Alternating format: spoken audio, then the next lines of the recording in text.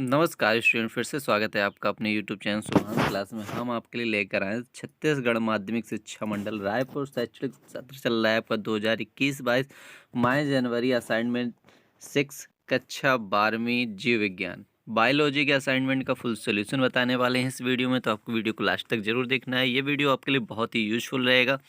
यदि आपको वीडियो पसंद आए तो अपने दोस्तों को भी शेयर कर दीजिएगा। स्टार्ट करते हैं। पूर्णांक है आपका 20 नंबर का। पहला क्वेश्चन है, अम्ल वर्षा क्या है? मनुष्य पर पड़ने वाले इनके 3 प्रभावों को लिखिए। शब्द सीमा 75 से 100 वर्ड की है। तो अम्ल वर्षा क्या होती है? अम्ल वर्षा की परिभाषा, अम्ल वर्षा इसे एसिड रेन भी कहते हैं, का वास्तविक अर्थ है उस वर्षा हिम, ओला और कोयरा से जिसमें कार्बन डाइऑक्साइड CO2 के अतिरिक्त सल्फर डाइऑक्साइड SO2 तथा नाइट्रोजन के ऑक्साइड NO2 घुले हों, जिनसे तनु सल्फ्यूरिक अम्ल H2SO4 तथा नाइट्रिक अम्ल HNO3 बनते हैं। किंतु व्यापक दृष्टि से पौधे तथा इमारतों द्वारा SO2 तथा NO का एब्सॉर्प्शन भी इसमें सम्मिलित कर लिया जाता है। इस तरह अम्ल वर्षा में योगदान करने वाले प्रदूषक में SO2 तथा NO2 मुख्य हैं। अब वाष्पशील कार्बनिक यौगिक पर भी ध्यान दिया जाने लगा है। उष्णकटिबंध में तथा NO की पारस्परिक क्रिया से ओजोन O3 तथा अन्य ऑक्सीकारक बनते हैं। अम्ल वर्षा के कुप्रभाव। अम्ल वर्षा से जल साधन प्रदूषित होते हैं, जिससे जल में रहने वाले जीवों में से मछलियां सर्वाधिक प्रभावित होती हैं। दूसरा पॉइंट है, अम्ल वर्षा में जंगलों को क्षति पहुंचती है। पश्चिमी जर्मनी में 3/4 जंगलों को अम्ल वर्षा से हानि पहुंचती है। तीसरा पॉइंट है, इमारतों को भी अम्ल वर्षा से नुकसान पहुंचता है। मुख्यतः SO2 चूना पत्थर द्वारा अवशोषित होकर उसे जिप्सम में बदल देती है, जिससे दरारें पड़ जाती हैं। चौथा पॉइंट है, अम्ल वर्षा एक अन्य कुप्रभाव संक्षारण के रूप में देखा गया है। इसमें तांबे की बनी नालियां प्रभावित होती हैं और मिट्टी में से एल्युमिनियम घुलने लगता है। यही नहीं, सीसा, PD, कैडमियम CD, पारा भी घुलकर जल को जहरीला बनाते हैं। क्वेश्चन नंबर दूसरा है, जैव निम्नीकरण एवं अनिम्नीकरण प्रदूषणों में अंतर। तो देख लेते हैं जैव निम्नीकरण। ये वे अपशिष्ट पदार्थ हैं जिन्हें हानि रहित पदार्थों में तोड़ा जा सकता है, जैसे गोबर। ये पदार्थ जीवाणु बैक्टीरिया द्वारा अपघटित हो जाते हैं और इस प्रकार पारिस्थितिकी तंत्र में संतुलन बनाए रखते हैं। अजैव निम्नीकरण, ये वे अपशिष्ट पदार्थ हैं जिन्हें हानि रहित पदार्थों में नहीं तोड़ा जा सकता है, जैसे DDT, प्लास्टिक आदि। ये पदार्थ बैक्टीरिया जैसे जीवाणु द्वारा अपघटित नहीं होते हैं। जैव निम्नीकरण प्रदूषक क्या होते? इनका संरचना व रूप बदल जाता है। ये पदार्थ जीवाणु बैक्टीरिया द्वारा अपघटित हो जाते हैं, इस प्रकार पारिस्थितिकी तंत्र में संतुलन बनाए रखते हैं। अजैव निम्नीकरण प्रदूषक, इनका संरचना रूप निश्चित रहती है। ये पदार्थ बैक्टीरिया जैसे जीवाणु द्वारा अपघटित नहीं होते हैं। क्वेश्चन नंबर तीसरा है, रेडियो सक्रिय प्रदूषण क्या है? रेडियो सक्रिय प्रदूषण के प्रभावों को लिखिए। रेडियोधर्मी प्रदूषण तब होता है जब वायुमंडल या वातावरण में रेडियोधर्मी पदार्थों की उपस्थिति हो जाती है, खासकर जहां उनकी उपस्थिति अकस्मात होती है और जब यह रेडियोधर्मी क्षय के कारण पर्यावरणीय खतरा प्रस्तुत करता है। रेडियोधर्मी पदार्थों के कारण होने वाली विनाश खतरनाक आयनकारी विकिरण रेडियोधर्मी क्षय जैसे बीटा या अल्फा कण, गामा या वातावरण में न्यूरॉन्स के उत्सर्जन के कारण होता है। रेडियोधर्मी प्रदूषण को जीवित जीवों और उनके पर्यावरण के भौतिक प्रदूषक के रूप में परिभाषित किया गया है, जो परमाणु विस्फोट और परमाणु हथियार के परीक्षण, परमाणु हथियार उत्पादन, रेडियोधर्मी अयस्कों के खनन, हैंडलिंग और निपटान के दौरान पर्यावरण में रेडियोधर्मी पदार्थों की रिहाई के परिणाम स्वरूप होता है। विभिन्न बीमारियां। कैंसर सबसे प्रमुख विकिरण से संबंधित बीमारी है। यह वर्षों में विकसित हुआ है और वैक्स स्वास्थ्य में काफ़ी जोखिम पैदा करता है। इसके अलावा ल्यूकेमिया, एनीमिया, रक्तस्राव, जीवन काल में कमी से समय से पहले बूढ़ा होना और समय से पहले मौत के साथ साथ हृदय संबंधी जटिलताओं जैसे अन्य शामिल है। उदाहरण के लिए ल्यूकेमिया अस्थिमज्जा के विकिरण के कारण होता है।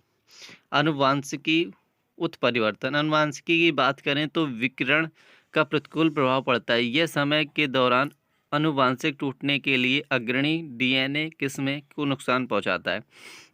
डीएनए की संरचना में परिवर्तन के लिए अग्रणीय अनुवांशिकी उत्परिवर्तन की डिग्री विकिरण के स्तर के कारण भिन्न होती है, जो एक प्रकार के संपर्क में आ जाती है। इस घटना में एक मनुष्य या एक जानवर वायुमंडल में बहुत अधिक विकिरण के संपर्क में है, भोजन व सेवन क्रिया करता है, यहाँ तक पानी की उपयोग किया जाता है, तो संभावना है कि शरीर ने पहले ही विकिरण को अवशोषित कर लिया है। एक बार शरीर में यह सक्रिय रहता है क्योंकि ऊर्जा नष्ट नहीं की जा सकती। परिणाम स्वरूप उत्परिवर्तन कैंसर के लिए एक अति संवेदनशील बनता है।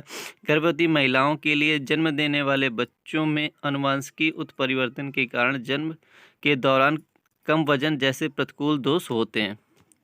विच्छेदित जन्मों और बच्चों में अंधेपन जैसे दुर्लभता जैसे प्रभाव भी बताए गए। विकिरण के प्रभाव के रूप में बांझपन का भी उल्लेख किया गया है। मिट्टी का बांझपन तो देख लीजिए। कोशिका का विनाश। रेडियोधर्मी प्रदूषण के विभिन्न प्रभाव हैं, जैसे कि कोशिका का परिवर्तन।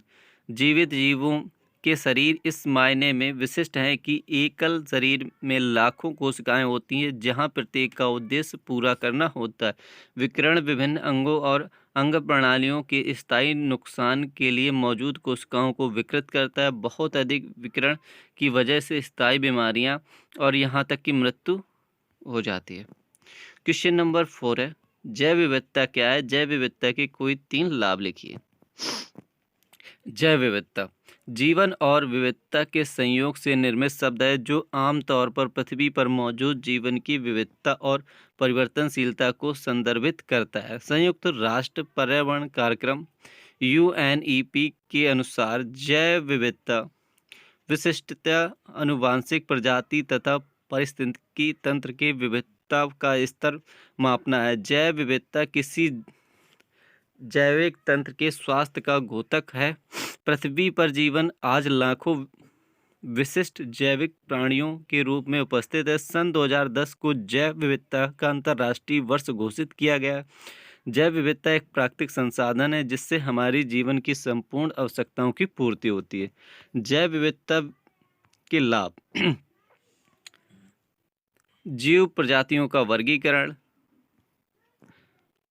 जैविक विविधता का ह्रास तथा जीव प्रजातियों का लुप्त होना। क्वेश्चन नंबर 5 है, निम्नलिखित में संक्षिप्त चर्चा कीजिए। पवित्र स्थल, जैव मंडल, रिजर्व।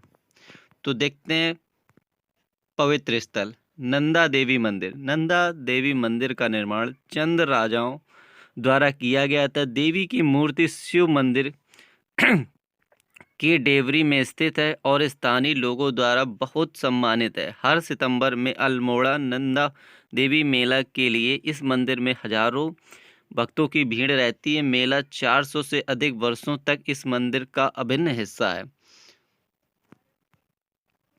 नंदा देवी मंदिर अल्मोड़ा। कासागार देवी उत्तराखंड में अल्मोड़ा के पास एक गांव है। यह कासागार देवी को समर्पित एक देवी मंदिर के लिए जाना जाता है, जिसके बाद यह स्थान भी नामित किया गया। मंदिर की संरचना की तारीख 2 शताब्दी ईसा पूर्व की है। 1890 के दशक में स्वामी विवेकानंद ने कासागार देवी का दौरा किया और कई पश्चिमी साधक सुनीता बाबा, अल्फ्रेड सोरेसन और लामा अनागर के गोविंद यहाँ आ चुके हैं। 1960 और 1970 के दशक में हिप्पी आंदोलन के दौरान यह एक लोकप्रिय स्थान था। गोलू देवता का प्रसिद्ध चितई मंदिर। अल्मोड़ा से लगभग 8 किलोमीटर दूर चितई गोलू उत्तराखंड में एक प्रसिद्ध मंदिर है। गोलू की देवता की अध्यक्षता में गौर के रूप में भगवान शिव विराजमान है। चितई मंदिर को इसकी परिसर में लटकी तांबे की घंटियों द्वारा आसानी से पहुंचा जा सकता है।